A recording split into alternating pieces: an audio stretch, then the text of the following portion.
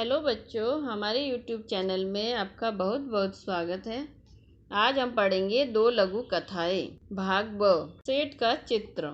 प्रस्तुत कहानी के द्वारा लेखक ने बीरबल की बुद्धिमानी और समस्या के निराकरण की क्षमता को दिखाया है।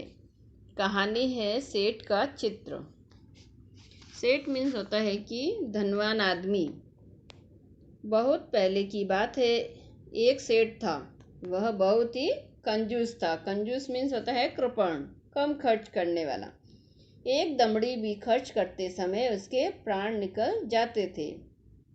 दमड़ी मीन्स होता है कि एक पैसे का 8वां हिस्सा। वह काम तो करा लेता था लेकिन किसी को पैसा नहीं देता था। वह काम कराने के बाद भी लोगों को पैसा देने में परेशान करता था।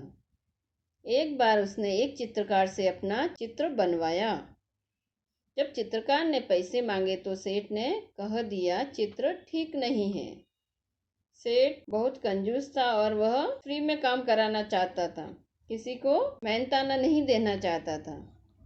दोबारा बनाकर लाओ। दोबारा मीन्स होता है कि दूसरी बार। चित्रकार ने कई बार चित्र बनाए लेकिन वह कंजूस सेठ हर बार कह देता कि चित्र ठीक नहीं है। क्रोधित होकर उस चित्रकार ने सेठ से सभी चित्रों के पैसों का तकादा कर दिया। क्रोधित मीन्स वह बहुत गुस्सा हो गया और उसने सब चित्रों का पैसे मांगे। धूर्त सेठ बोला, कैसे पैसे? जब मेरा चित्र ठीक से बना ही नहीं तो मैं किस बात के पैसे दूं? बेचारा चित्रकार अपने घर लौट आया। परेशानी का कारण पूछने पर उसने अपनी पत्नी को सारी बातें बताई। चित्रकार की पत्नी बहुत ही बुद्धिमान थी। बुद्धिमान मीन्स बहुत ही होशियार थी। वह बोली, आप दरबार में जाकर न्याय के लिए फरियाद कीजिए। दरबार में जाकर फरियाद कीजिए मीन्स आप जाइए राजा के दरबार में और अपनी समस्या के लिए प्रार्थना कीजिए। चित्रकार बहुत उदास हो गया था। वह मुंह लटकाकर बैठ गया। बोला, सेठ बड़ा आदमी है, लोग उसी की बात को सच मानेंगे। भला मुझ जैसे गरीब का साथ कौन देगा? चित्रकार की पत्नी बोली, सबके बारे में ऐसा नहीं कह सकते। चित्रकार की पत्नी बोलती है कि सब एक जैसे नहीं होते हैं और हम सबके बारे में एक जैसा नहीं कह सकते। आप बादशाह अकबर के दरबार में जाइए और उनसे फरियाद करो। बादशाह अकबर बहुत दयालु हैं। वे भले ही पढ़े लिखे नहीं हैं परंतु बड़े बुद्धिमान हैं। उनकी सहायता के लिए उनके दरबार में 9 रत्न हैं। आप वहां जाइए और आपको न्याय जरूर मिलेगा। उनके दरबार में 9 बड़े बुद्धिमान दरबारी है जो आपकी समस्या का समाधान जरूर करेंगे। दूसरे दिन चित्रकार बादशाह अकबर के दरबार में गया और पूरा किस्सा सुना दिया। किस्सा मीन्स वह अपनी कहानी सुनाता है कि उसके साथ क्या क्या हुआ। बादशाह अकबर ने चित्रों को लेकर सेठ को दरबार में बुलवा लिया। बादशाह ने सभी चित्रों को गौर से देखकर कहा, गौर मीन्स ध्यान से देखा, तुम्हारे इन चित्रों में क्या कमी है? हुजूर, इनमें से एक भी चित्र हुबहू मेरे चेहरे जैसा नहीं है। सेठ ने कहा। हुबहू मीन्स जैसे का वैसा। बादशाह मुश्किल में पड़ गए कि न्याय कैसे करें। बड़ी देर तक विचार करते रहे। जब उन्हें कुछ समझ में नहीं आया तो बीरबल से न्याय के लिए कहा। बीरबल ने सारी बातें ध्यान से सुनी। तुरंत समझ गए कि सेठ चेहरा बदलने में निपुण है। चेहरा बदलने में निपुण मीन्स वह बहुत होशियार है। चित्रकार को पैसे न देने पड़े इसलिए वह नाटक कर रहा है। उसको सही रास्ते पर लाना जरूरी है। सही रास्ता मतलब वह सबक सिखाना चाहते थे।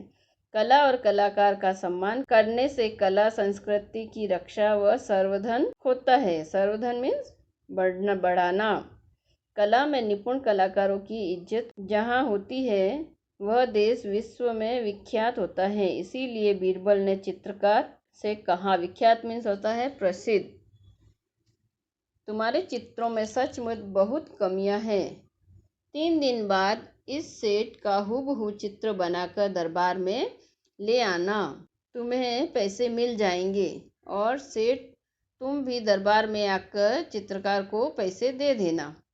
सेठ घर चला गया। बीरबल ने चित्रकार से कहा, 3 दिन बाद तुम दरबार में एक बड़ा दर्पण लेकर उपस्थित हो जाना। दर्पण मीन्स होता है मिरर, कांच। 3 दिन बाद चित्रकार दरबार में आया और सेठ के सामने दर्पण रखकर बोला, सेठ जी आपका चित्र तैयार है। सेठ अपना प्रतिबिंब देखकर बोला, परंतु ये तो दर्पण है। प्रतिबिंब मतलब अपनी परछाई। नहीं, यही तो असली चित्र है। बीरबल ने पूछा, सेठ जी यह तो तुम्हारा ही रूप है या नहीं? सेठ बोला, जी हाँ।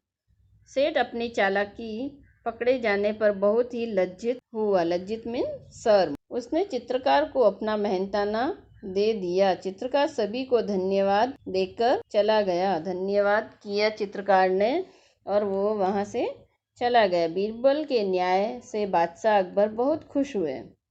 बादशाह अकबर की प्रत्येक समस्या का समाधान बीरबल अपनी बुद्धिमानी से फटाफट कर देते थे। यहाँ भी बीरबल ने दूध का दूध और पानी का पानी कर दिखाया था। इसका मतलब होता है कि सही न्याय करना। आपको ये कहानी अच्छी लगी है तो please like, share and subscribe करना। Thank you.